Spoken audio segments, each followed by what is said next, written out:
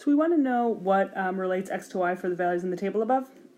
So you can take these x values, right, and plug them into your equation here, and you basically just want to get the associated y values back, right?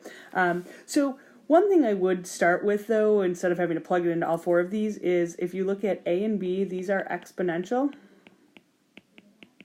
right? And these are just like linear, right? And equals y equals mx plus b, but these we have like 2 and x. So let's look at kind of like the differences between our y values, right? So 11/4 to 25/4, right? This goes up, this goes up from here, up that 14 for a positive x, or for the x, or sorry, for the numerator. And then, so basically saying 11 to 25 is plus 14, 25 to 39 is plus 14, right? So these aren't exponential, they're going up by the exact same thing, so they're going to be linear. So I can at least get rid of a and b.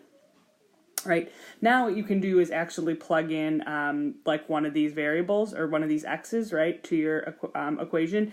And so if you plug in 3/4 times 1, 3/4 times 1, plus 2, right, which is going to give you 3/4 plus, so let's put 2 in terms of fourths, which is going to be 8/4, right, and that does equal 11/4, right, but if I plug it into d as well, I'm going to get 7/2 times 1 minus 3/4, and this is also going to tell you that this equals 11/4, right? So that means I'd have to test out like actually a different number, right? So if you plug 2 into your calculator, like, sorry, 2 in for this x here, 3/4 times 2 plus 2, right? Which is going to give me 6/4 plus 8/4.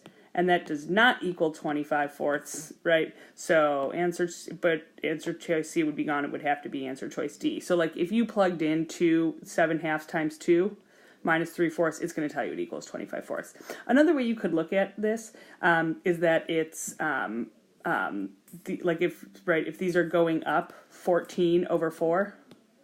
Right, each time 14/4, that's the same thing as 7/2, so they're going up by 7/2, so that's another way you could do it and get the answer choice D.